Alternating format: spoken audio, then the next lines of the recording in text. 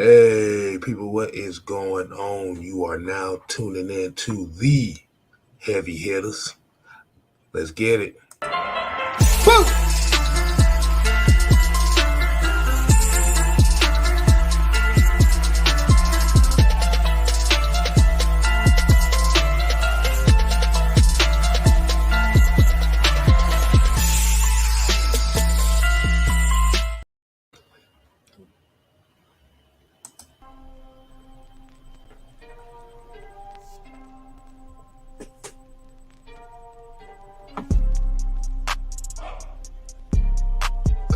What's going on, people? As you already know, we're on a little bit of the later side of the game. As you already know, that's usually my fault. So, my bad. You are now tuning in to Heavy Hitter Wednesday. I am your host, Six Man K Styles. As you already know, Senator Palpatine, crazy ass over here. Mad, Mike, Sports. East side of Atlanta, west side of Atlanta, straight up ATL. That's it. ATL, ho.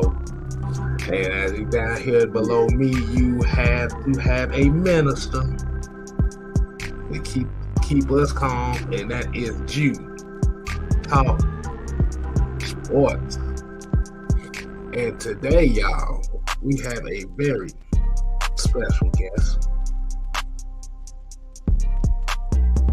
While we have a minister, you also have a therapist. So after I kick your ass, he can pray for you and he can heal you. How about it? As Lord bless thy hands, we have our home, AFL Zone, Warner, the Falcons. There. Well. What do we have here? There you go. So that means y'all are about to get crazy-ish tonight. So, Mike, go ahead, man. Hit us up with how we're going to start this show tonight. Oh. We got 3 words. 3 words.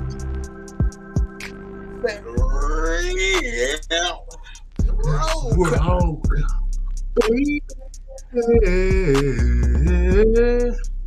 And today's roll call goes to Melvin Emery, Joseph Thornton, 12 Sports and Gaming, Floyd Donnelly, Bubba Gump, Darnell.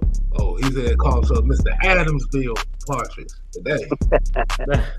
Pat Norris, Raven Elder, William Amy, and G. Eric Mack, William Amy, Ephraim Jones, Eric Mack. We got Low Ski, Jerry Bowie, ATL Leo, Nathan Floyd. That's it, YMOF Jamal. We got Lyrics Mom. Hey, we got Blackberry in the building as well. That's another one of our brethren, as y'all already know. AFL strong over here. John Higgins, Monte B, Pamela Johnson, Sonia Howe, that's my people. Brian, but speaking of peoples, we have Brian Peoples in here too.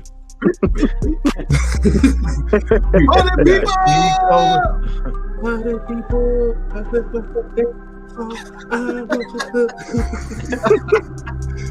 We got Marquise Brown, Prove It.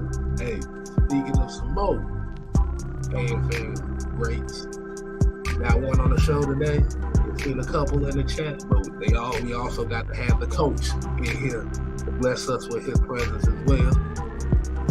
June Boy 1996, got 90 Bays, the Bays tribute band.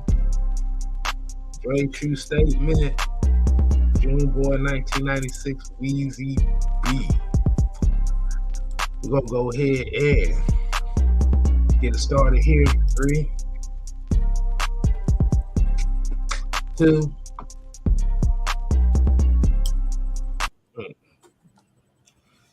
Man, my knees hurt, bro. It's cold weather. That weather, man. Man, look, bro. My knees hurt. Well, this just lets you know how old we all are. Yeah, man. Oh, Man. This cold air make you want to go to bed early, man. Shoot, that's how I felt, boy. I got home, boy. I'm thinking, okay, I'm finna take me a little nap before the damn show. Mike called my head like, nigga, is you alive? we supposed to be starting at 7:45, not 8:45. What the hell? But man, as you already know, we have this week's matchup with the Atlanta Falcons versus the Cincinnati Bengals. And tonight, y'all are definitely going to be entertained as we give you our 3 keys to victory. I want to put this out here once again. The Atlanta Falcons are a 6-point underdog. Just want to make sure I throw that out there first before I tell you otherwise. So let's go ahead and get right into it, man. So we're going to go ahead and get y'all since this is a special occasion, our 4 keys to victory. So y'all get an extra key for free. Yes, sir. You see how that just flowed in there out of nowhere? Exactly. And to kick us off with our keys to victory, we gonna let the Falcon therapist, kick us off with this one. And the floor is yours, my friend. Appreciate it. Look, I would say we getting ready to play Cincy. We definitely cannot take them lightly. My key to victory is simple yet complicated. We're going up against a quarterback that's durable. And we all know from number 2, who used to be on our team, you could knock him down, he'll get right back up and keep playing. So Joe Burrow is not easily rattled at all. And what you want to do to a quarterback of that caliber, you want to disrupt his rhythm on offense with his playmakers, period. Because you want to get sacks, but if you do not disrupt his rhythm, he'll get back up and keep coming. And if you leave him in the pocket, he's known for making plays. He'll make you pay for it. So you're going to have to make sure that while you're covering whoever's on the field, you're going to have to pay attention to the routes. You're going to pay attention to what they're going to do, and you're going to have to get to him and frustrate him. If not, it's going to be a long game. Y'all ain't noticed the nickname for him. I call him Joe Kevin McAllister. I knew you was up to something. I'm looking at the comments and I didn't even see that. I had to add a little funny spin to it. Hold on. Let me go ahead and add Kevin McAllister Burrow. Let me make sure I put in Burrow so people don't know, so they'll know who the hell I'm talking about. That ain't his name. Yeah. Joe Kevin McAllister Burrow. Thought I add a little funny twist to it. So as y'all already know how we do it here, Heavy Hitters, one of us gives a key and we're going to dialogue on that key. So, Mike, how do you feel about that? How do you feel about Joe Burrow, the quarterback? He can suck knowledge, man.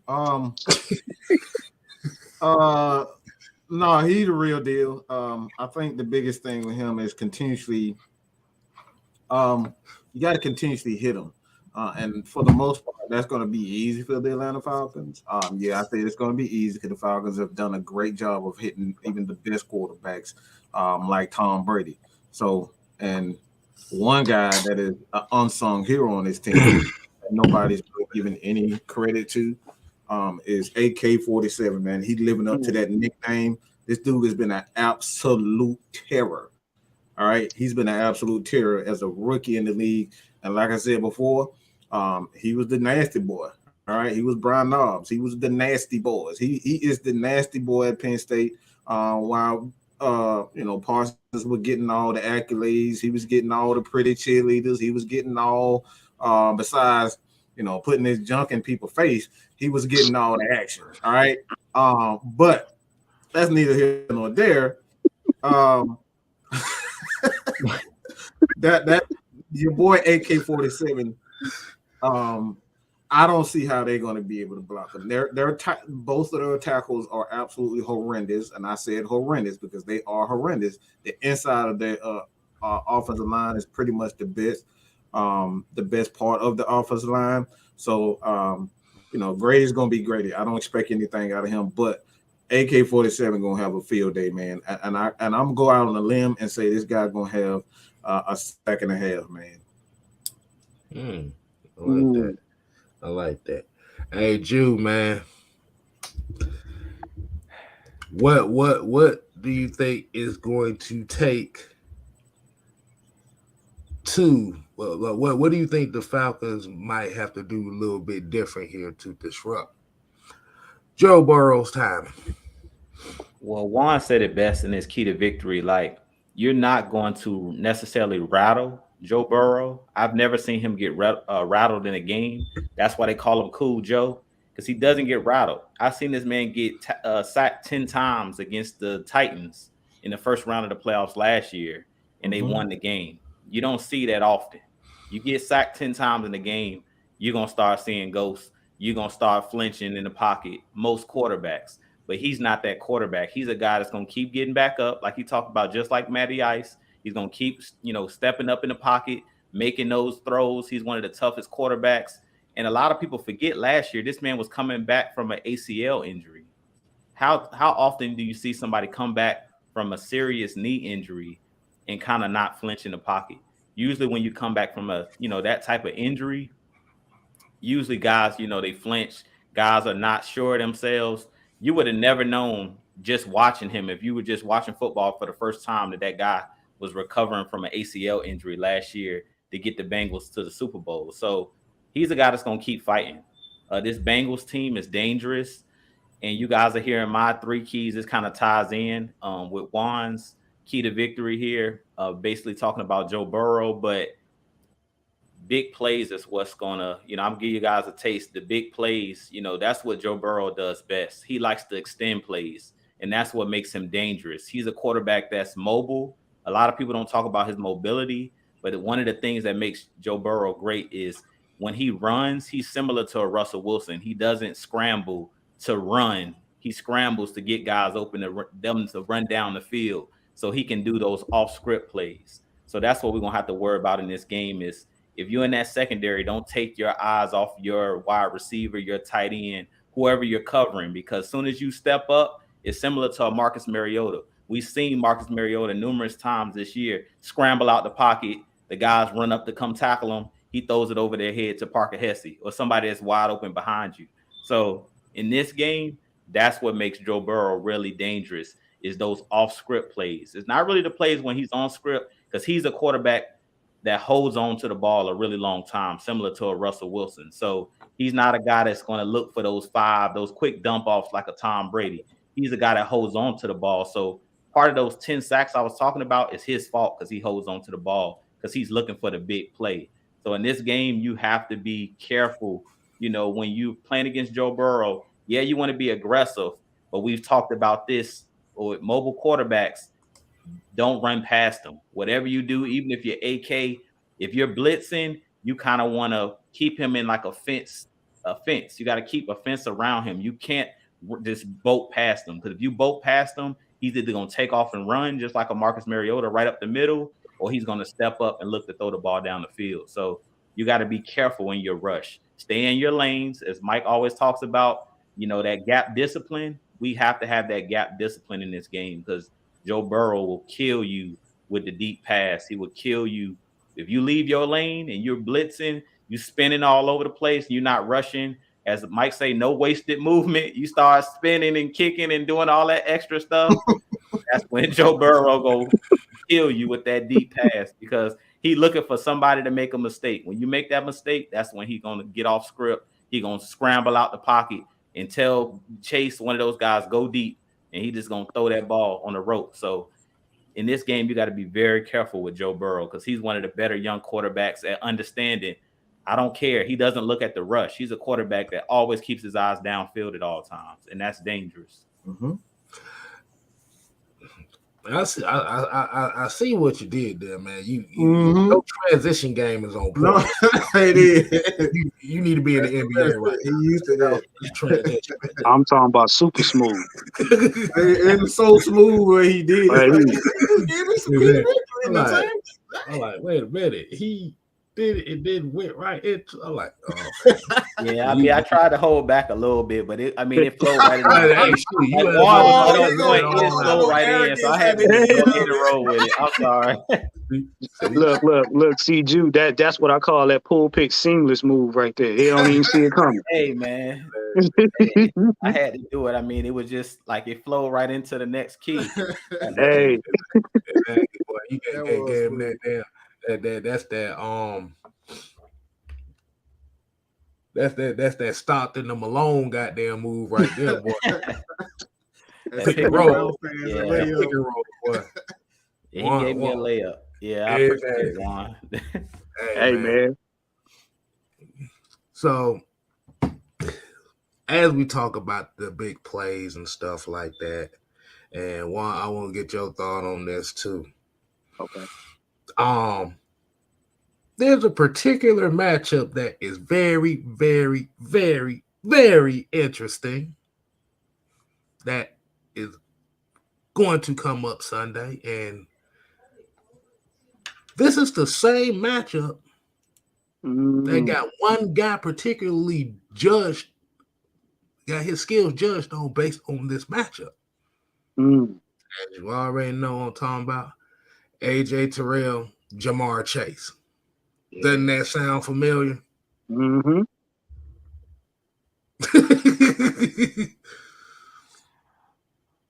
I want to get your take on that, man. Like I said, and how key is AJ Terrell, Richie Grant, Jalen Hawkins? How are they going to be important in stopping these big plays? They're going to have to neutralize their opponent. Plain and simple. Kind of like how AJ did in a similar game we played where he was known for shutting down a certain player. Our guys are gonna have to be on their toes. Well, damn. Hold on, y'all. What the hell just happened? Somebody just executed Order 66. It's just dang. Take him out like that too. Good God. Hey, they took him out real quick, boy. The coach, we wasn't expecting that goddamn substitution like that. Not at all. Like what? Well, that boy ended up getting a technical foul for that. Boy, the dark side that entered the Sith and took over the exactly. Like, oh, so you think you're going to join the heavy hitters? And again, execute Order 66.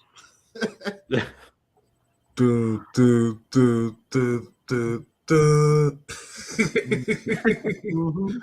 That boy, they kicked his ass out like he was a stormtrooper or something, boy. What the heck? Somebody said evaporated. The chat. Jake, shut up.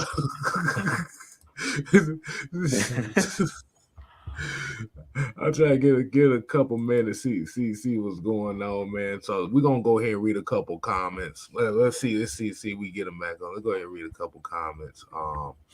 Like William Amy here says, we gotta stop the explosive plays, the air attack, Jamar Chase and Higgins. Yes, that's what we was about to get into before or 66 came in. I'm about to say it might be Dirk Cutter there trying to come back. Like, yeah, motherfucker, you thought I was gone, right? Thought I was gone, huh? Y'all gonna run the ball 40 times in the game? Okay. Yeah, yeah. Nah, you know we don't do that. Southside said Juice transition game is on fire. Yeah, the chat killing me. Said Jew, Oh yeah. Jew Morant. That's funny. Oh, Darnell said he was about to tell the secrets. Man. All right, man. All right. Hold on. Everybody just talk about Man. the Thanos snap effect. Yeah, right. They're gonna Twitter. They gonna Twitter people call Dirk Cutter. Y'all leave my internet alone. Oh my god, man, that's hilarious, man. But we had to try to buy the time, man, cause we try to get your you remember we left off at? Yeah. Okay, go ahead. D Coleman talking about D-Lay tired of my stuff. Oh man, if he tired of one stuff, he ain't heard nothing from me yet. So look. But yeah, we want to see that matchup, man. Our guys are gonna have to be on their toes. That means that when you're in coverage, you're going to, try to box your man out. You don't really want to be trailing. You know what I'm saying? If you can help it, if the play calls for it, you're going to want to make sure that you minimize penalties when you go to knocking down balls and stuff like that. Trying not to get any, pass interferences, anything like that. You want to make it clean, but you also want to frustrate them. Because, once you get, a corner or a safety or whatever, even a DB or a lineman, once you get them frustrated, you take them out of their element. They take their eye off the ball. Once they take their eye off the ball, you could either make a play, with an end toe, or you basically just kill a play that could actually give them some momentum on a drive. So you have to be, paying attention to the ball where it is in space, but you also got to be mindful of, hey, making sure you're not being too grabby. Yeah, that definitely sounds good. So right now, the score check for some of the Hawks fans that may be watching is 72-65 Hawks. Just want to throw that in there.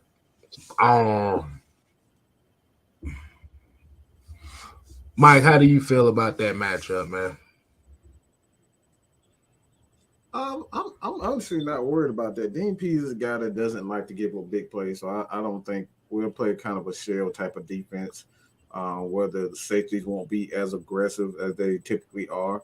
But you're going to see a lot of big time play from the slot guys, and Isaiah Oliver, Alford, he's going to be in the middle of the field. They say that Darren Hall is going to be a boundary corner along with AJ Terrell. So I expect the corners, the slot corners, to be a lot more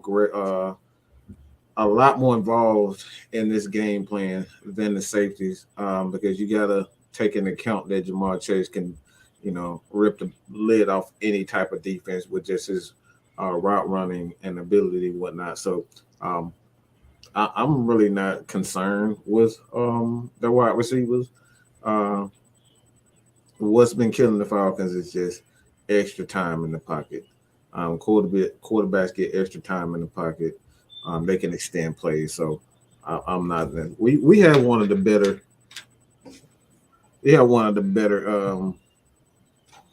Corners, secondaries in the league, the deepest secondary in the league. Like I said, Darren Hall came in. He wasn't getting a lot of playing time as a corner, but when his number was called, he stepped up big time. So I'm not concerned. Mm. Yeah, and as far as eliminating those big plays, there's one thing that with a big play offense like that, like what they call big play offenses like this, there's one thing that helps neutralize that, and that's keeping them off the field as much as possible. If y'all know what I'm talking about, this is what run that damn ball does. Because as we've seen this year so far with the Cincinnati Bengals, is if they don't get those explosive plays, them wide receivers get kind of frustrated when they don't get those big plays. Mm-hmm. So y'all see how these keys is kind of tying in, disrupt Joe Burrow, eliminate the big play. And I'm glad I said that too, is because it's going to tie into the next key that we're going to give y'all. So you see where this transition game is going. Smooth Operator. It's smooth, man. See, boy, we're scoring about 140 points in transition. You know. So, man, Mike, go ahead and tell the people what your key is, man. Just let right into it. Can't stop! Get the graphics!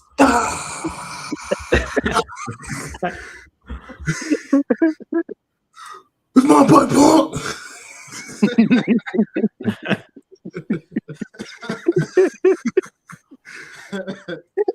See, I haven't really. These guys probably have no idea where I'm going with this, but it goes in exactly with that. What chain, Punk? All right. This is the Atlanta Falcons' time to look at each and every one, believers and non-believers, and say, what fucking chain? That's my Punk. Why am I saying this? It's because nobody wants them to win. Even the Atlanta Falcons fans. They don't want the Atlanta Falcons to win, and they are already afraid of Joe Shiesty, a.k.a. Kevin McAllister. They're already talking about Jamar Chase going to have 200 yards receiving. It's time for the Atlanta Falcons to step up and look everybody in the face and snatch that damn chain off of their neck, punch them in the lip, body slam them, hit them with a chair, and then put the toes in their mouth and with all the little crust, the dirt between, all that. They need to do all of that, okay? It's time for the Atlanta Falcons to show people that we are here to stay and we are the new bullies in town. We took it to the toughest team in the league, and that's San Francisco. Anybody and everybody in their right mind knows the San Francisco 49ers, they play bully ball on offense and bully ball on defense. They will run the damn ball 50 times in the game. Your boy Jimmy G had 10 passes, 9 passes in the whole game, in the playoff game? Yep. So, yeah, those some bullies, and we destroyed them. So it's time for the Atlanta Falcons to say, guess what? We are the new Debo, and take that damn chain. We ain't scared of no damn Jamar Chase. We ain't scared of no damn Joe Shiesty. Let's snatch that shit and snatch the whole world's heart, because nobody ain't giving us a chance in hell. They've already written us out. They already wrote our obituary. All right? Yeah. So let's snatch that bitch away from them. Let's snatch that shit away from everybody. That's where this kid. Yeah, man. As I'm kind of looking through the teams that they have lost to, they lost to the Ravens, the Jets, Cowboys,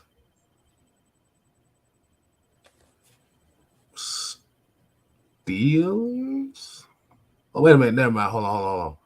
Let me see. Steelers, Cowboys. They beat the Jets. They beat the Dolphins.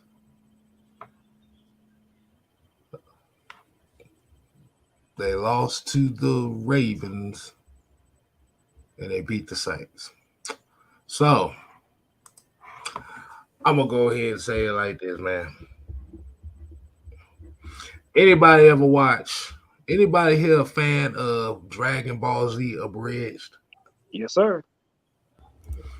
Do you remember the abridged movie of Super Android 13? Mm-hmm. Where Goku was trying to whoop up on Android 13, and Android 13 said, "Weakness identified."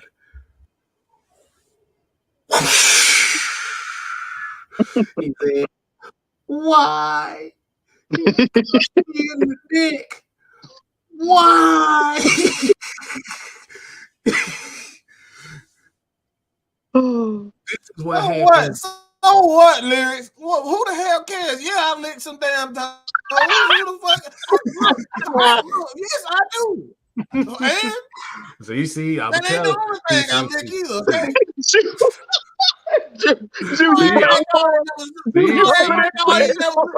Suck some toes before y'all sucking toes too. Y'all sucking other stuff too. Don't try to act like I'm the only one.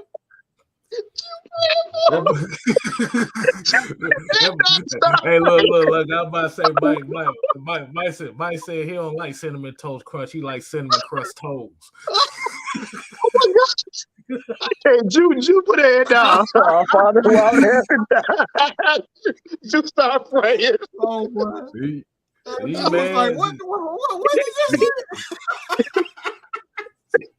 See, hold on, nope, damn it, see, now I gotta do it now. See, now we gotta put the hey, baby, you already know. Oh man, y'all wild, man.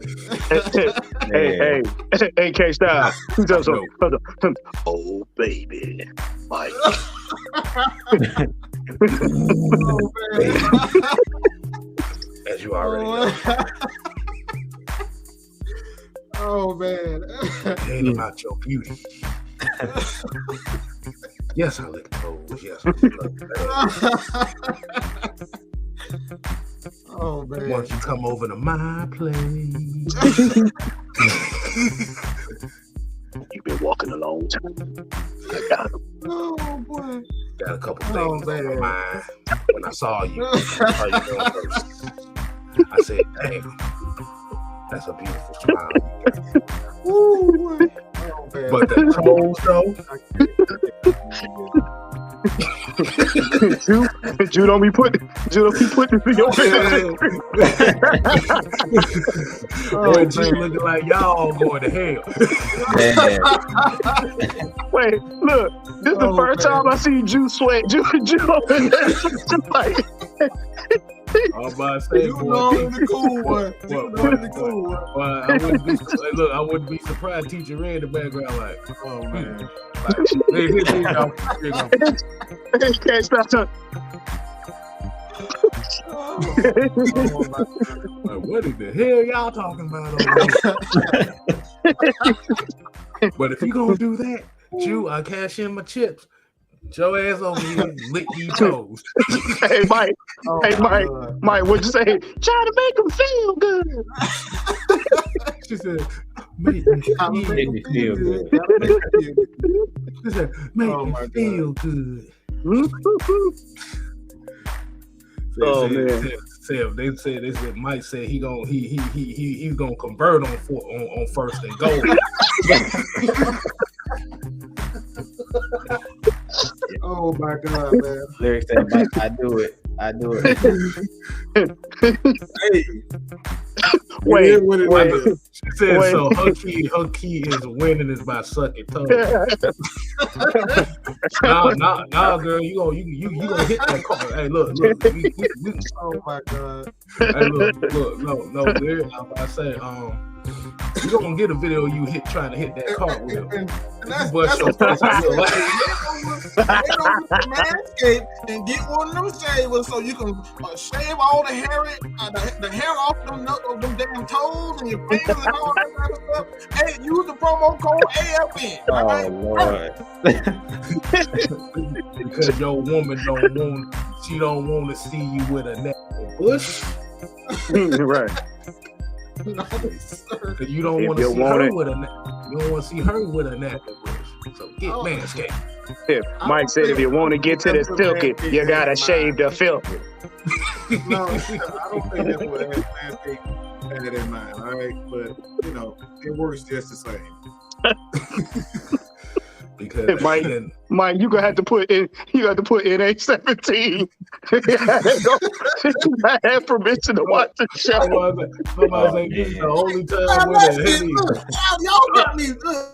Let's get to the damn. Hey, get to the thing on. Good God Almighty. Somebody break it down. You. Somebody break that down, okay? You the one. We did break it down. You talking about licking toes, nigga? What the fuck? Oh my god. Oh my god, man. Oh man. All right, man. So okay. Hold on.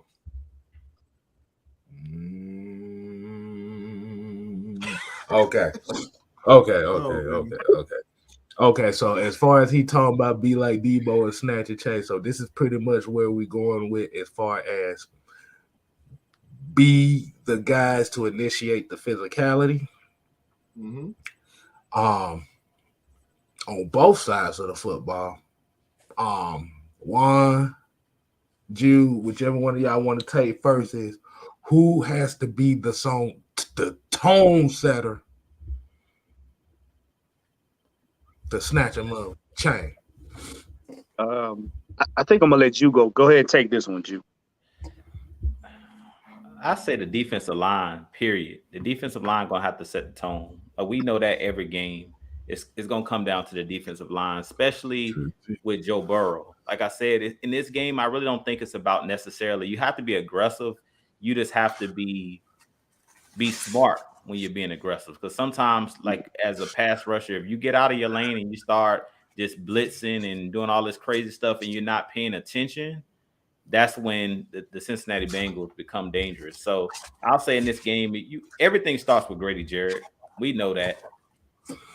Like, to me, right now, he's been like the face of the franchise this year. He's taking his game to the next level. So I'll say it's Grady Jarrett. Everything starts with Grady up front. And then the defensive line as a whole. But they have to, like I said, when they blitz or when they attack in the pocket, they have to be careful about running past Joe Burrow in this game. But I'll say the defensive line got to set the tone. But this game is more about, to me, the secondary than it is about the defensive line. The defensive line has to set the tone, but the secondary are going to have to, like I said, keep their eyes on their opponent. Because if they start looking in the backfield, especially trying to jump routes, that's when they can get in trouble. Or when they're focusing in on, okay, is Joe Burrow breaking the pocket and running? In this game, I will let Joe Burrow do his thing, like when it comes to him running the ball, because that's not what he wants to do. I'm not going to let him throw the ball over my head because, like you guys talked about, he doesn't want to beat you with death by 1,000 paper cuts. He's not Tom Brady. He's not going 5 yards here, 10 yards, 6 yards here, 2 yards there. He wanted to get that 50-yard bomb. That's what Jamar Chase is looking for. And I think something that we kind of talked about, but we really didn't touch on, is these guys are good run out the catch. That's another thing that Jamar Chase, he's a guy with the ball in his hands. He's dangerous as far as he don't have to catch the ball, throw it over your head. He can catch a slant route and take it to the house. We seen that this last week. He had a game-winning touchdown against the Saints where they didn't necessarily throw it over those guys' head. They threw him a pass on the sideline, and then he basically just raced past the guy, and he did the rest. So it was like a 20-yard pass, but it ended up being a 60-yard touchdown because once he gets the ball in his hands, he's that talented. So in this game, it's really going to be more about the secondary. Of course, the defensive line always sets the tone because everything starts in the trenches. But I think it's more about the secondary being disciplined and not trying to jump routes, focusing on whoever they supposed to be covering at that time. Because if you don't, it turns into backyard football, and that's when the Cincinnati Bengals are dangerous. My bad, y'all, man. Shit, I'm sitting over here. I'm trying to calm the fuck down. I'm sitting here still busting out laughing about these toes, bro. I'm sitting here. That's why I got the fan like this. I'm like, okay.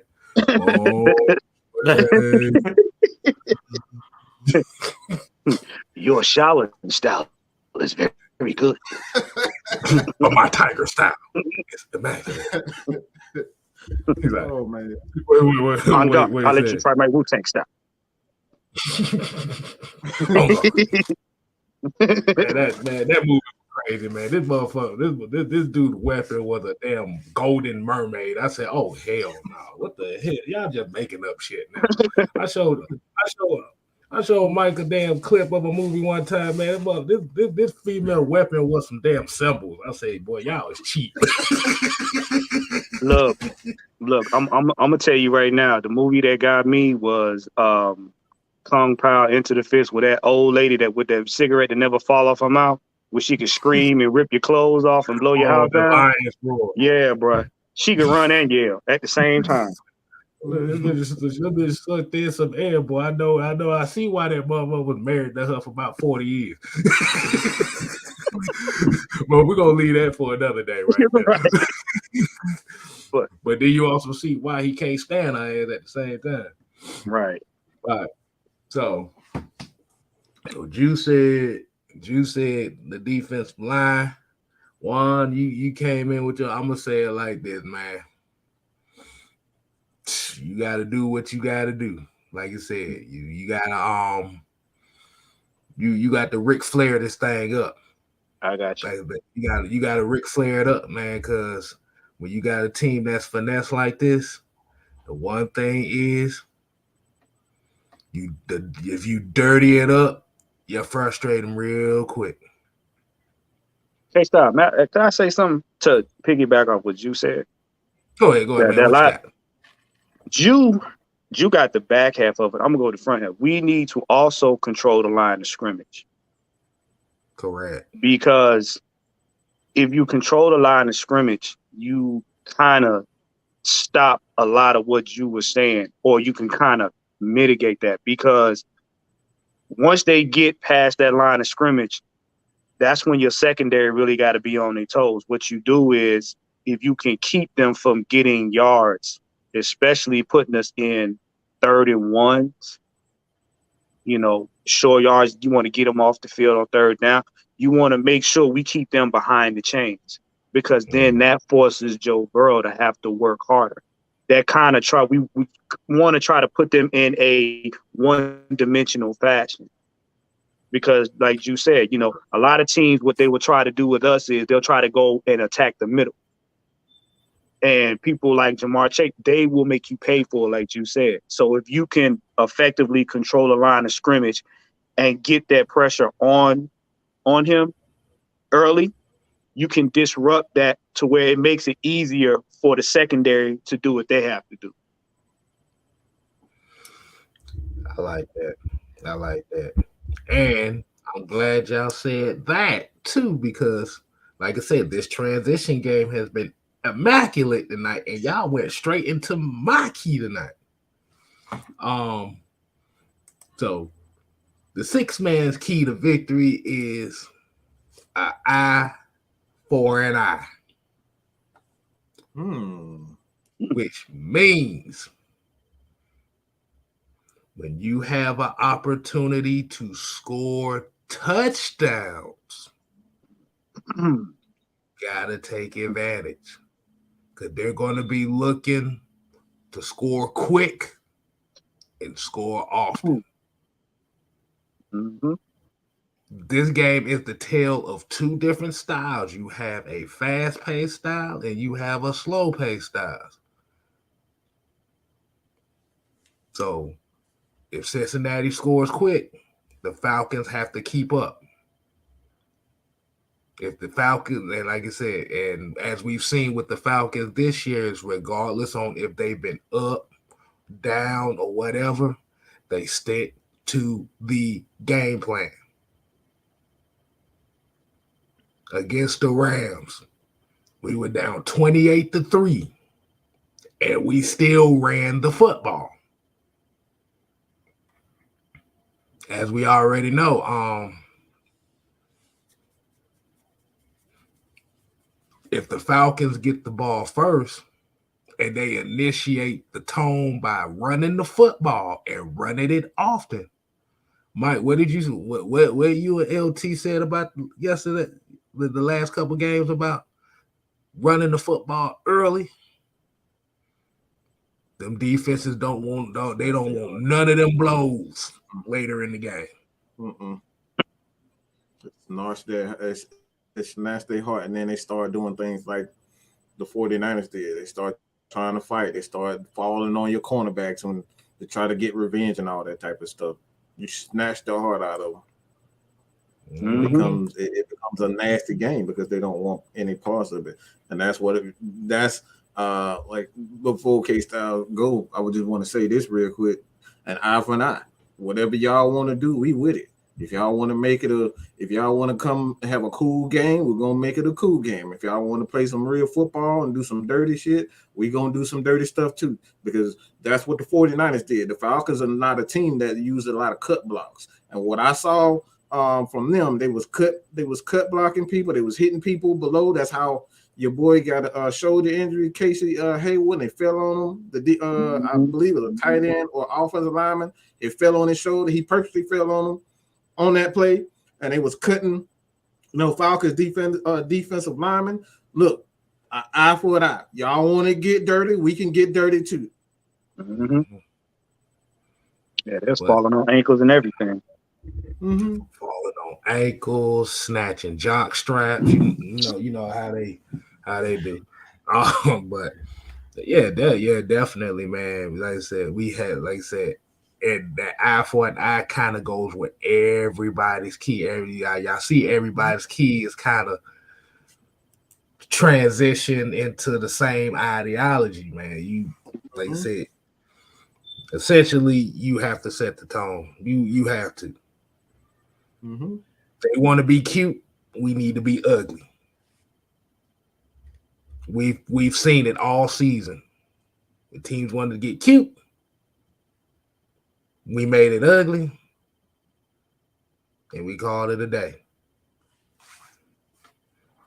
God damn, I forgot all about this shit. Dre Harrison, my bad, man. Shit, we've had this $2 super chat for about 20 minutes now, man. Let me go ahead and get this out the way. That toe sucking segment kind of threw everything off. But Dre Harrison came with a $2 super chat, man. He said key to victory is to force Burrow to throw INTs. And like I said, and that's what everything is rolling around to.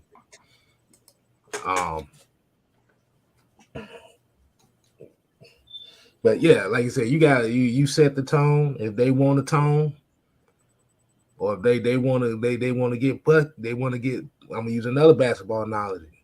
If they get buckets, you get buckets. Mm-hmm. Okay, Style. Yes, sir. You know what I have noticed about Burrow? What Burrow's one Achilles heel. He does not like to be hurried. He does not like to be hurried. He's one of those quarterbacks where he likes to have a set pace to step into his throw. He does not. When if you watch the games when they blitz him and they hurry him, they may not even hit him, but when they hurry him, that's when you force him to throw in toes or you force him to throw the ball out of bounds. He does not like to be hurried at all. Which is very interesting because a lot of these new quarterbacks are like that. Mm-hmm. Y'all notice the new generation quarterbacks, as great as they are, a lot of them, you put a little pressure on them, they tend to panic. You saw with Jalen Hurts when they were playing against Cowboys, they started getting hurt. They started getting that pressure. He did not look like the same quarterback. Nope. Yeah, so I think it goes back to the college game, the speed of the game. If you watch a lot of these guys, even like Desmond Ridder, I was looking at Desmond Ridder. I went back and watched some of the preseason games. I recorded them. And one thing about Desmond Ridder, everybody talked about how poised he was in the preseason. Even if you look at Desmond Ridder's game and a lot of these young quarterbacks in the NFL, you have to make decisions a lot faster than you do in college. In college, you have a lot more time in the pocket.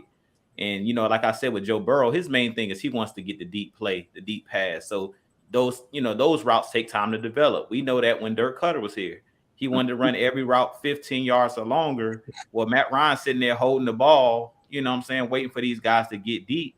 It's the same thing with Joe Burrow. All of the routes that they're running are these deep post routes, these streak routes, these long drawn out patterns in these long routes. So he has to sit back there and hold on to the football. So I think the main issue with a lot of these younger quarterbacks is the speed of the game. If you watch college football on Saturdays, A lot of these, like Alabama, a lot of these different.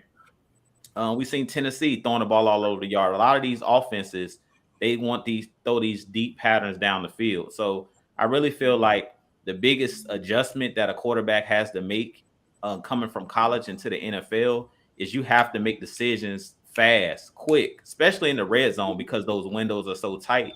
And I think that's going to be something even Desmond Ridder. When I went back and looked at a lot of the games, a lot of people were complaining about Marcus Mariota's like he's just looking at one read and then he's taking off and running. No, what Marcus Mariota was doing in the preseason was preparing himself for the regular season because he knew during the preseason nobody was running any exotic coverages, any exotic blitzes. So they weren't really showing anything. They weren't showing their hand. But he was kind of preparing himself that when the real games start, they're going to send blitzes. They're going to do these things. So I have to be able to make decisions faster. And that's what we kind of see him do last week against the 49ers, because it was a lot of plays. If you guys go and check out DJ Shockley, when he breaks down different plays, he did a whole segment on Marcus Mariota. He talked about the little things that Marcus Mariota is doing in this offense that the average fan won't, give him credit for. And if you look at even last Sunday, it was a lot of plays where if that was Matt Ryan, let's be real, or a quarterback that is not as athletic as Marcus Mariota, those were sacks in the past. Matt Ryan would get sacked because he didn't have the ability. Yeah, Matt Ryan can, scramble a little bit, but he's not going to be able to. A couple times last week, the 49ers were sending blitzes, and Marcus Mariota made something out of nothing. He bolted on the 3rd and 13 and got a first down where he bolted up the middle, got 17 yards. Like the average quarterback, you're not going to be able to see them do that. And I think even a guy like Desmond Ridder, because he's not used to the speed of the NFL yet, he probably would have hung in the pocket thinking, okay, I can still make this play. And you have to understand that 1,000, 2,000, you got to know when to take off. And I think Marcus Mariota last week, he was taking off in the nick of time. One time he got caught, but for the most part, on those plays where he needed to take off, he took off just in the nick of time. Don't do it. Don't you do it. Don't you do it, K-Style. I know what you were thinking. boy, I swear Julie, I swear to God, almost said he almost took off like nigga time. I'm about to say, I know that's what he said. I knew that's what you was thinking. I knew that was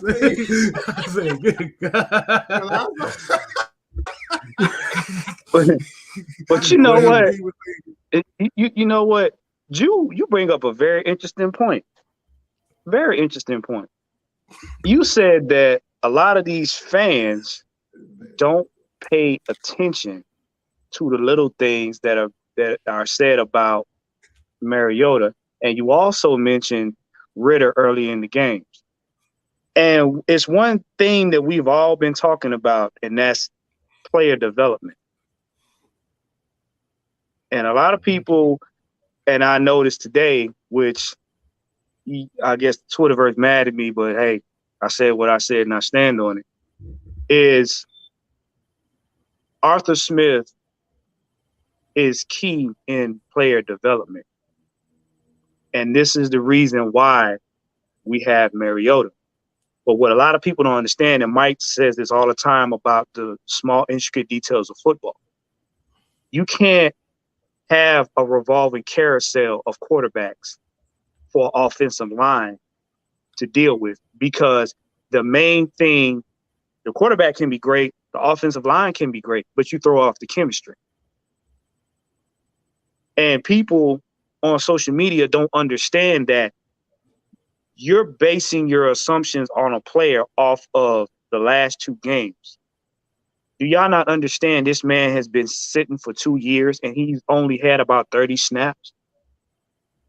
And he's been in the league 8 years. Yes, guess what? That's rookie.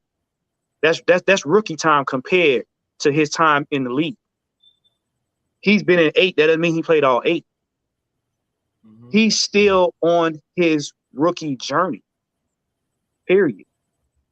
And like Drew was saying, the amount of pressure and the amount of adjustments he had to make, we don't know if Ridder would have been able to do that.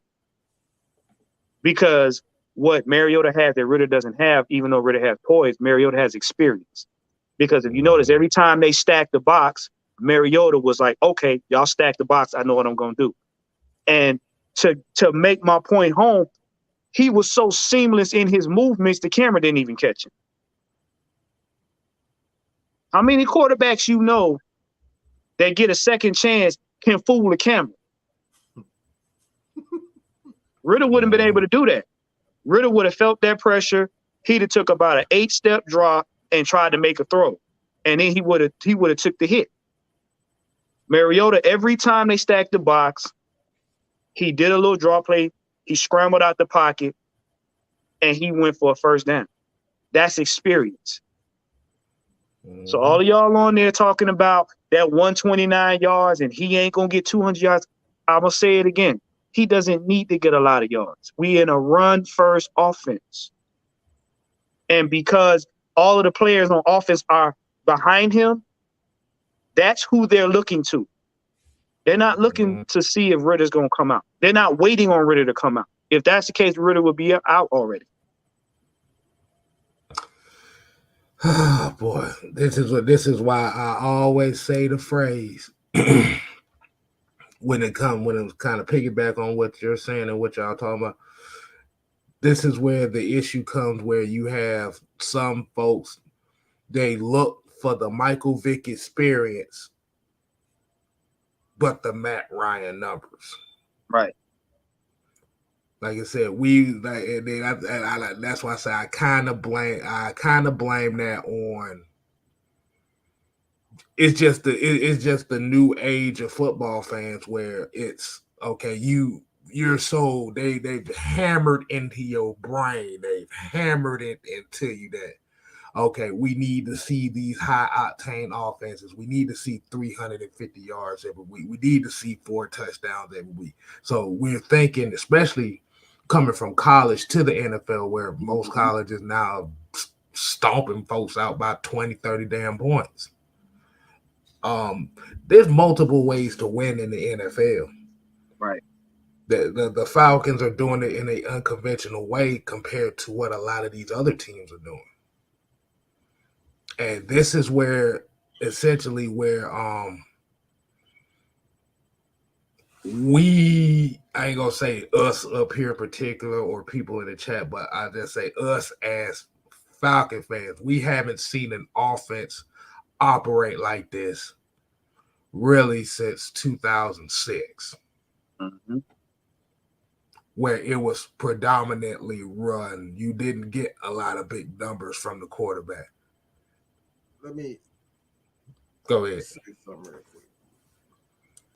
The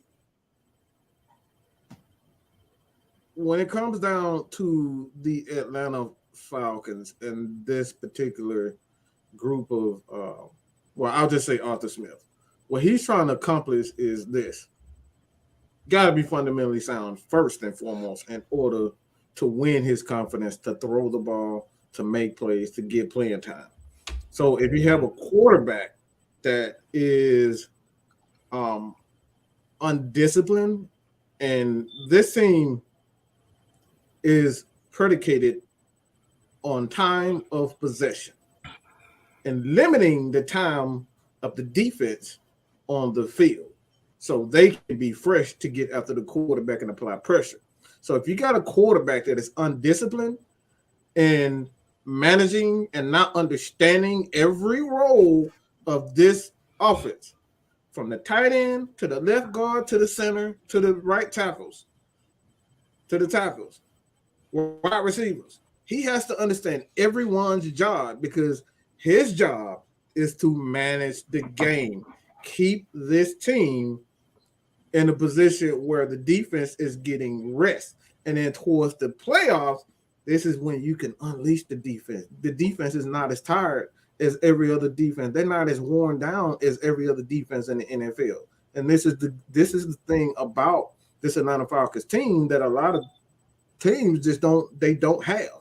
This is why when you look at San Francisco, everybody would say, how the hell can you win when you had like 10 passes in the game? Well, this is one of the reasons why.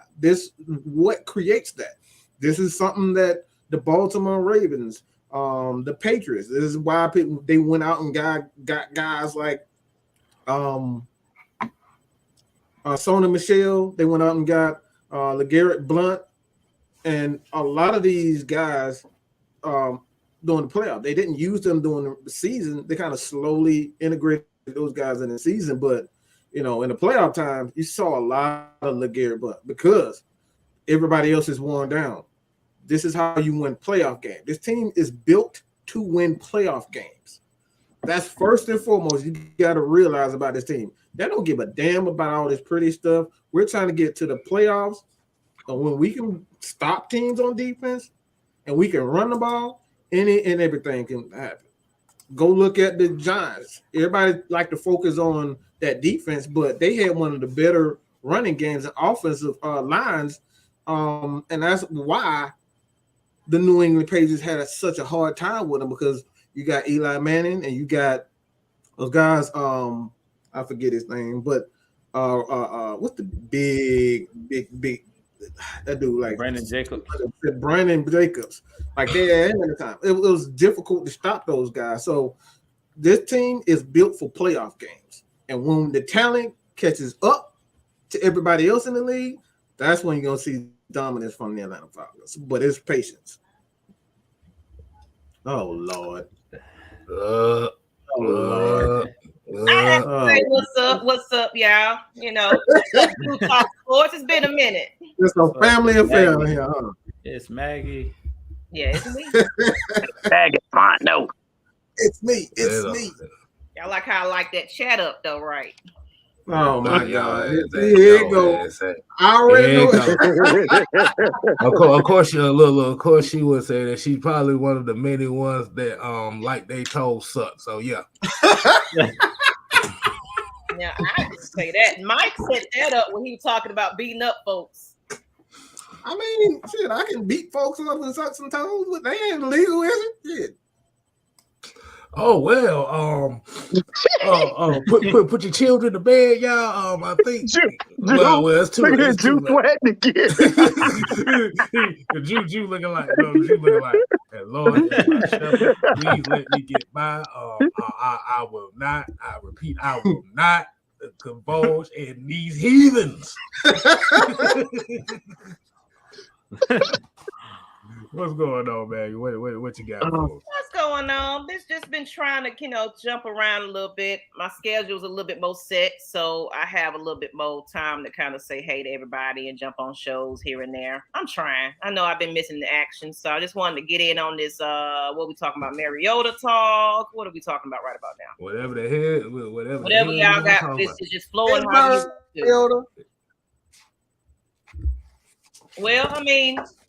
Just picking back off of what Mike said is just we're starting to see the team get a little chemistry. Of course, game one, it was their first time coming together, and a lot of these rookies first time playing with each other. The first time Mariota is playing, as a starter. So and not hurt. So it takes I knew it was gonna take a couple of games. It was going to be a slow start, but now we're starting to see that the team is starting to click on both sides of the ball, and you can tell there's trust in their coach, and I'm just excited about it. I see y'all mucho grande lip gloss is popping. Y'all always talking about my lip gloss. I'll tell you. But what's up, John Higgins, everybody? But thank you, Michael. Appreciate you. But other than that, I'm really excited. Like, we had a complete game Sunday, I feel. Mariota played one of his best games yet this season. Like Juan said on his post earlier, I kind of get on that comment. Thank you. He's playing his best game yet. It's not the best game of the season, because we still got more season left to play. And everybody's like, okay, well, it's just the 49ers because they had a lot of starters out, but we also had starters out. What excuse do we have? What excuse do they have? Everybody is here to play the game, period. And the way that Arthur Smith is playing his practice squad and rotating everybody, no. There's no such thing as a whole bunch of injuries and we just going to lay down. No. We got people that's going to be placed in where these starters are out at. And and they're going to play with much energy and much effort and much heart. Like, this team don't give up. We haven't seen this fourth quarter competition in, let's go back for real. You know what I'm saying? So I think it's going to get a lot better. Just like 90s Baby said, it's going to get a lot better. You know, so just watch. You know, y'all want this stellar season, but you got to build towards that. Now, like I was saying, yes, everybody's on Mariota and everybody want to bench him and all this kind of stuff. And it's like, we want to see what the rookie can do. But don't y'all realize this team, well, they said in the beginning, we are a win now league. Why remove what's working right about now? Now, of course, if he was losing, yes, he's making mistakes. Of course, that's going to happen. But why remove a man that's helping us win? You're putting somebody in that doesn't have the chemistry with the team as of yet. So you're getting ready to mess up a few things right about now. We got some momentum going on. I just don't understand why people want to put, you know, I see playing them a little bit, but don't take Mariota all the way out. And bench him. Can I say something on that, Miss Maggie? Because you hit on something. If I could, go ahead. What you got? And this is something that you've been talking about too. I think you're gonna like this. Let's just cut the red tape and stop sugarcoating the turd. If I'm gonna say it, I don't want to cuss, you know, Jew on here. We keep it clean. But Jew used to y'all are mad because we messed up y'all fantasy football, y'all Madden.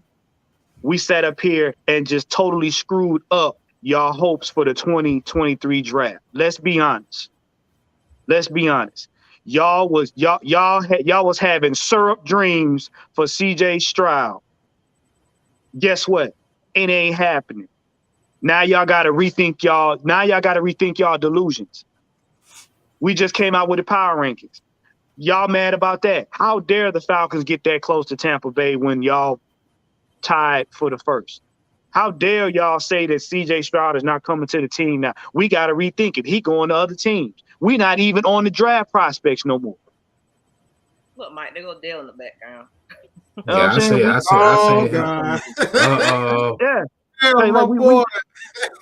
Yeah, we're not even on the draft prospects no more. We ain't even in the top 10 for draft prospects. Y'all mad because all season long, we just 2-15 team. We were supposed to just show up in uniform and lay down on the field and let the other team run the ball up and down the field. But because we winning and we're winning big in areas where y'all thought, how in the world could this possibly happen? Like when y'all got analysts having to backpedal in the middle of their show and actually give us our respect. Yeah, y'all mad. That's where I got a problem. That's where I got a problem. This is why they know better. Mm-hmm. They know better as football players. And they go out of their way to promote this prissy, sissy ass football that they know that doesn't lead to wins. And then when the Atlanta Falcons are doing things like running the damn ball, converting 3rd and 1s, and getting in the end zone, y'all want to say, oh, but y'all quarterback only had 129. But you praise those prissy guys like Mr. Tom, I need to tighten my damn face, Brady. Yeah. Yeah, he up here doing his best. He doing his best Kardashian right now. That face is about as tight as my dick. Look, you see that? That's how damn tight it is. But y'all go out and y'all try to go out and promote him. He's looking at refs and looking for flags and oh man, that's Tom Brady, man. It ain't his fault today. Man, come on, bro. We smashing people in the dang gone face. Taking this stuff. We're taking these wins. We have went to the wire with the Super Bowl champions. We have gone down to the wire and we stomped the living crap out of Kyle Shanahan and the 49ers to see how the Seahawks, who said they was one of the toughest teams in the league. Mm-hmm. What else do we got to do? What else do we got to do to get respect? What else you got to do? You already know what the answer is. We got to win a chip. You got to like. Hey, look! Hey, look! I'm about to say, if all it take is rings to determine what you feel about a team, you need to take your asses to K Jeweler, because they say every kiss begins with K. This team is building for something right now, and shout out to William Amy for the 199. But I kind of want to also say this as well. When it comes to Mariota, like I said, I'm gonna reiterate this again. You wanted the Michael Vick experience with the Matt Ryan numbers. We're in a situation that we have not seen as Falcon fans in a very long time, and that is having a quarterback prospect sit.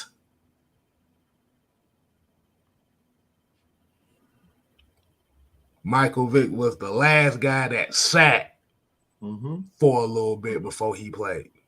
Mm-hmm. That was 2001. It's 2022. Yep. We're not used to it. Like I said, all these things that's going on with the Falcons right now, they're running the damn ball. We not throwing the ball like that. Like I said, if you actually want to be honest with you, if you ask for the Michael Vick days, you're technically getting it right now. If you really, really look at it. Yep. You're getting what you want. But the problem is your mindset is so dead set on wanting that feel good feeling and putting up 5,000 yards every year. No. We done threw the ball at a clip of almost 65% of the time for the last 5-6 years. Ain't made no goddamn playoffs. Defense was absolutely horrible. Now you running the ball at a 53% clip.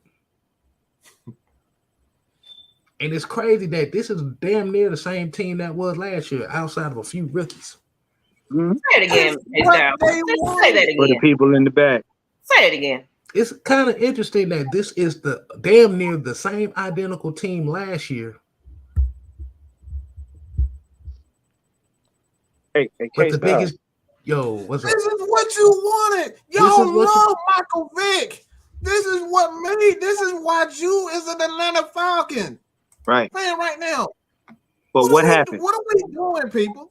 What happened? This is if you're an Atlanta Falcon fan, if you're a Michael Vick fan, which I am myself, this is what we did. If you know Jamal Anderson, if you know Chuck Smith, we played defense and we ran the damn ball. And now that you get it, you still don't want it. So the fucking problem is you guys. Hey, Mike, what else happened? That Michael Vick experience allowed them to set the team up so that Matt Ryan could come in and throw that first touchdown with ease.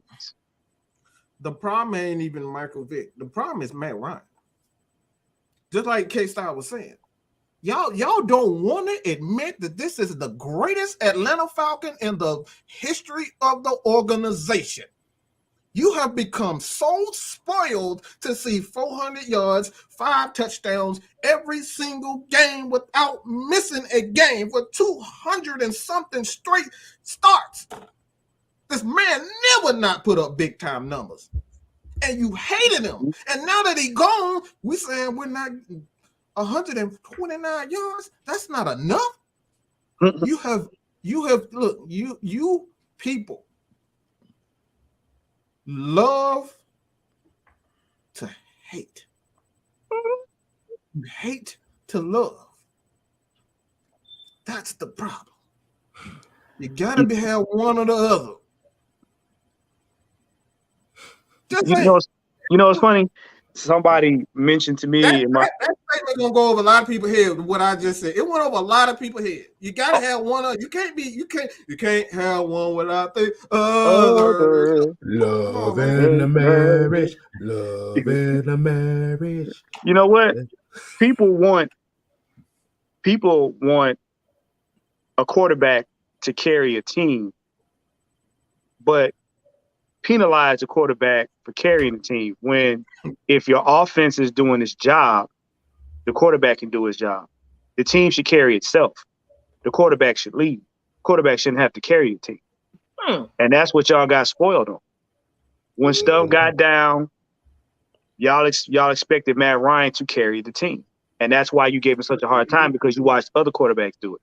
But Mike always said, if your offense is running the way it's supposed to run, the quarterback can do his job, which is to lead. That's it. I'm gonna get mad. We're gonna get everybody closing statements real soon. I can already see my temperature. I'm about to. I might do a 12 a.m. rant. So go ahead, K Styles. We're gonna start. K Styles. What we gonna start, man? Because I can feel my blood pressure going up. All right. So while we doing our closing arguments, we got to put some music on so we can smooth everything out. Because maybe if we have a little tune going on while we speaking. Maybe I need some toes to suck on too. You know what I'm saying? Oh Lord. I shouldn't even, you know what? I shouldn't even started that thing. So you want some cinnamon toast crunch? Cinnamon toast crunch. Got to have them. Hey, you saw. Hey, but I say, did you see a lot of the females coming in? They were commenting like hell when you were talking about them toes. Now, hey man, I'm telling you, don't knock it until you try it, bro. Mike gonna bust out with an AFN OnlyFans. Hey man, hey, you ain't saying nothing. You ain't doing nothing but preaching to the choir. Look, I already know. Hey. Oh my goodness. But let's go. Let's go ahead and oh my Lord. Give a little bit of hold on. You said some feng shui. Let's see if we got feng shui. Let's see. Okay, feng shui. Okay, are we good?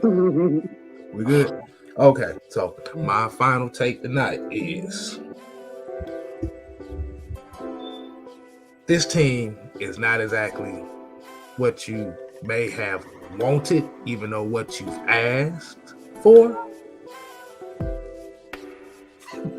But there is a lot of teams in the NFC that are 3-3.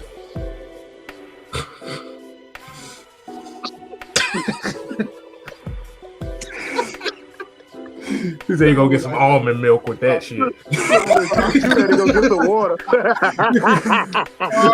See what y'all do? Oh my God. Oh my goodness. I said toasty. She told Nell. She told. Can't stop. Mike gonna get like some fava beef. He's like that. Coordinate. Now, if your ass got bunions and corns and shit, this ain't sexy. This just gonna be. It might probably look at it like it's gumbo. Exactly. You might well be a Cocoa Crystal. Rice Krispies. Oh, you like some Choritos?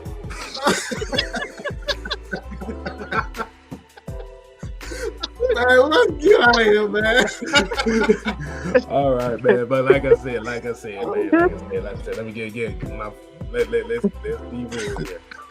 Atlanta Falcons are 3-3. There is a lot of teams in this NFL right now that are 3-3. Falcons are doing it in an unconventional way that most teams are not doing it by. Mm-hmm. If you have a quarterback that threw for 129 yards and got 3 touchdowns and won NFC Offensive Player of the Week,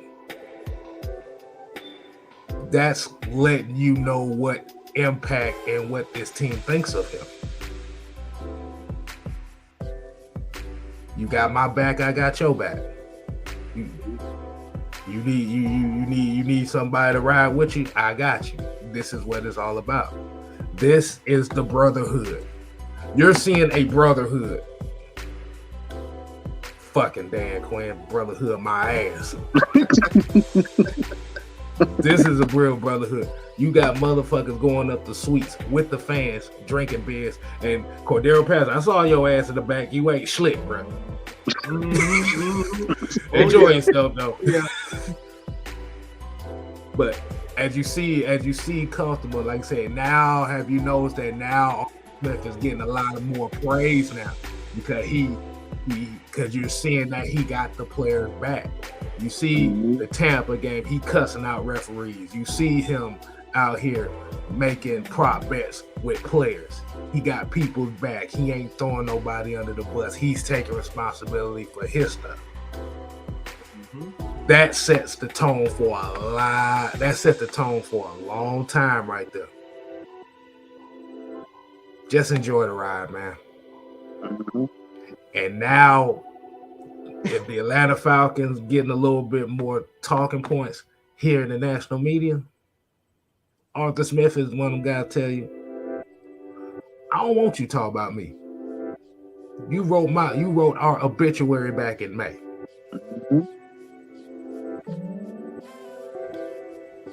Falcons are a 6-point underdog against Cincinnati.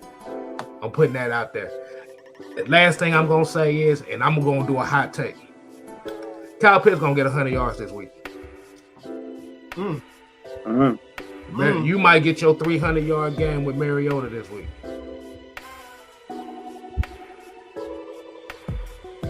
I'm just going to leave it at that. So we can do a behind-the-back pass, whoever wants that thing next. I got it, K-Style. Look, calm down. Mariota ain't going nowhere. He the quarterback for 2022. I hate to be the bearer of bad news. What y'all got to understand is he hasn't even hit his peak yet. If this game that we just played is any indication of what he's capable of, y'all gonna have a problem on your hands because he's only gonna get better. The O-line has got his confidence up and he's comfortable. And Mike can vouch for this all day. When a quarterback gets comfortable, it's easy to get in a rhythm. And when he's in a rhythm, it's hard to stop. Period. Y'all cut out this Ritter stuff. Arthur Smith and Dean Pease are setting this team up so that when Ritter has to show up, Ritter can walk right on in and he got some goons in front of him to allow him to do what he's good at doing. And like Drew always talks about, the trenches. The Falcons had a recipe. Now all they're going to do is just add little ingredients in here. They ain't got to figure it out no more. They already know what their identity is. So all y'all out there in the Twitterverse, calm down. Y'all going to get y'all feelings hurt until we hit that postseason. Then everybody's going to be like, that's my team. But like we said, hashtag 2-15. Ain't nobody expecting us to win. So if you wasn't with us from the beginning, stay on the sidelines. But Mariota is our quarterback. Just the way it is. You said everything that needed to be said, Juan. You hit right on what I was going to talk about. When it comes to what you said, identity, that's what this Falcons team has been missing. The last couple years that Matt Ryan was here, when Arthur Smith came in, we didn't have that identity. And now we have that identity. It looks different, like we said, than every other team in the league. But this running the ball, playing physical, we've been in every single game. If you look at all of the games that we played, it's come down to the last possession. So this Falcons team is going to be there in every single game. You're not going to see this team get blown out. Unless we turn the ball over, the way that we're playing ball control and the way that we're playing physical in the trenches, we're going to be able to compete with any team in the NFL. So The Desmond Ritter stuff, like I said, knock on some wood, guys. With Mariota, as long as he stays healthy and upright, he's going to be the quarterback for the remainder of this season. Ritter is going to sit behind him as his understudy. He's going to learn, which even Marcus Mariota's talked about going to Vegas and playing with the Raiders. He got to sit behind Derek Carr and get to learn under him, up under in that quarterback room. He got to learn how to, okay, I can tell the offensive coordinator, this is what I like. These are my strengths. These are my weaknesses. Things that he didn't do in Tennessee the first time around with Arthur Smith. So, like I said, I love what this team is doing. And I think the biggest thing is we found our identity. That's the biggest thing with this Falcons team. When you find that identity, as much as I hated to see guys like Deion Jones, go, and some of the players that they let go, I trust this coaching staff. I trust this front office because look at the guys that they drafted. Pretty much every guy they've drafted so far are already contributing. The first 2 years, if you look at the guys that we went out and got, Darren Hall, AK this year is balling out. Last year, Ogundeji, all of the guys that we got, Taquan Graham, like all of these guys are playing big roles. So we talked about player development being the biggest thing. We got to trust in this coaching staff. We got to trust in these scouts. Because all of the guys that they brought in, I can't think of one guy that I'm like, is this guy a bust? It's not really one guy that I can think of off the top of my head, other than if you guys want to say Frank Darby because he doesn't play.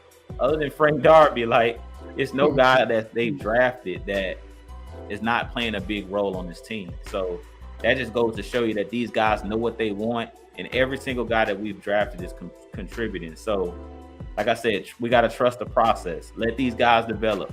We've seen it every week. Early in the year, we was losing games, close games, and it looks like we've cleaned that up. I told you guys, be patient. We're not going to be losing these games that we lost early. We're not going to be giving up leads in the fourth quarter. And we've seen in these last couple games, we've clamped down in the fourth quarter of these games.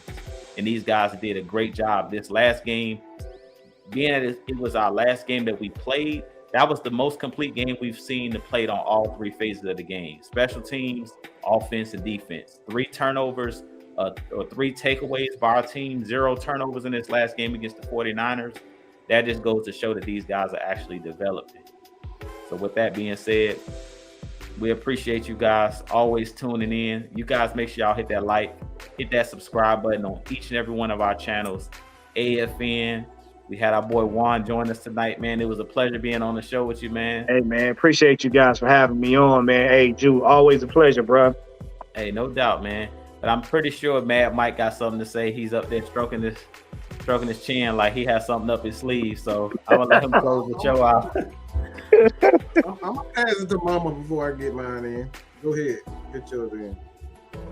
Well, I just want to say that, I'm going to try to jump in every now and then. I miss the fans. I miss everybody. There's been a lot going on with me this year, but it's all right. But as far as the Falcons, though, y'all pretty much said it all that I wanted to say. Trust the process. We brought Terry in for a reason. Whatever he was doing over there in scouting, over there with the Saints, it's starting to show here. Based on the players that they bringing in, you got Dean Pease that probably still hasn't opened up his complete playbook on defense. We're rising up there in the defensive rankings right about now. You know what I'm saying? You got Marcus Mariota getting player of the week or whatever it was. You know what I'm saying? So it's like right now we are in a place where we can set our own destiny at this point. And who's to say Marcus Mariota might not be the guy? I just saw somebody said something in the comment about that. Of course, we might not be going with him in the long run, but you never know, people. You never know. Well, on the other bright side of things, though, watch us tomorrow night, Atlanta Falcons Nation, with Juan, Falcons therapist, and the crew. We got the Thursday night, 30 Birds. And we will actually have a special invited guest from the opponent team that's going to come up here and do a little trash talking with us. So y'all tune in to that tomorrow night at about 6 p.m. right before Thursday Night Football. So you won't miss that. As well as we are still recruiting for Atlanta Hawks, and they just won their game tonight, y'all, and they looking hella good. Yeah. So we need to be talking about the Hawks every Friday night. That's gonna be the new SmackDown, the new Friday night madness. We want to talk about some college football, some Braves, some Hawks, all of it. So if you are interested, you can hit up Mad Mike, or you can hit up me at MaggieT@AtlantaFalconsNation.com. Follow me on Instagram, anywhere, and let us know that you want to be a part of this cast, but we're still recruiting. That's all I got, people. Tune in to Atlanta Falcons Nation, all right, y'all?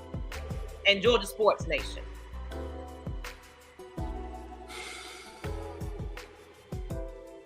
Well, I'm gonna say it like this. Gotta pop my collar a little bit because I'm here to tell you what we do here at Atlanta Falcons Nation, Man My Sports, 6-man K-Style, and the crew on Holy Alliance. If you're not on board, if you're not willing to work hard, if you're not willing to prove yourself, I don't want you near me. I don't want you a part of anything Mad Mike Sports. I don't want you in my vicinity. If you don't believe in what we're doing over here and spreading positivity and sticking with this team, you can say bye-bye. I don't want you near. So that's anybody that doesn't believe in Atlanta Falcons Nation, you don't believe in what we doing over here and sticking with our team. What your boy Blackberry say? Home team, home team. Home team. If you don't believe in the home team, go to the left. I don't want you nowhere near me. Because what we over here, we real about ours. We support ours. And if you ain't down with that, K-Style, what they got to do? We got 2 words for you. To the left, that way. I thought I was gonna do it the other way. I was like, no, that way. That way. That way. That's exactly that way. What me gonna say? Yeah. That way. Yeah, that's what y'all can do right there. That way. That's all I got to say about that. Okay. So yeah, like I said, y'all make sure y'all go ahead and subscribe to Jew Talk Sports, Mad Mike Sports. Once again, Atlanta Falcon Nation, Georgia Sports Nation, 6-man K-Styles. And as we always say here, man, we ain't here to play. Oh, wait a minute. One more thing. I'm so sick of these damn bots coming in here talking about private dating. I'm about to get sick of this already. It's not my fault. No, it's not your fault. It's not your fault. Oh, wait a minute. And speaking of black man, let's go hit that up. There you go. This ain't your cousin. Appreciate your home team.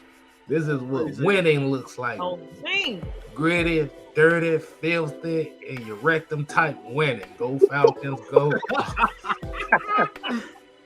Oh man. Yeah, we like that. We like that one itch that you just can't get rid of and know it ain't crabs. But you gonna have us all on the front pew come Sunday. You can't do this, man. But I don't know what that was. That came out of nowhere. We gotta go, y'all. Hey, man, y'all. Like I say, y'all make sure, man. Make sure y'all give us some feedback on what y'all want us to do, what y'all like, and what y'all want to see more of. Because at the end of the day, man, it ain't about us. It's about everybody that watches, everybody that tunes in. I need both of y'all to turn up out there, but let's give our Falcons the most good luck. They said just y'all two, like, what the fuck? I guess they said we already turned, I guess. Almost felt offended right there. You know, Mac is part of the show, you know, man. I know. I'm just joking. I'm always hyped for no reason. I ain't just no reason at all. So I'm a special breed. I'm a special breed, man. My hypeness is in my boringness. sometimes.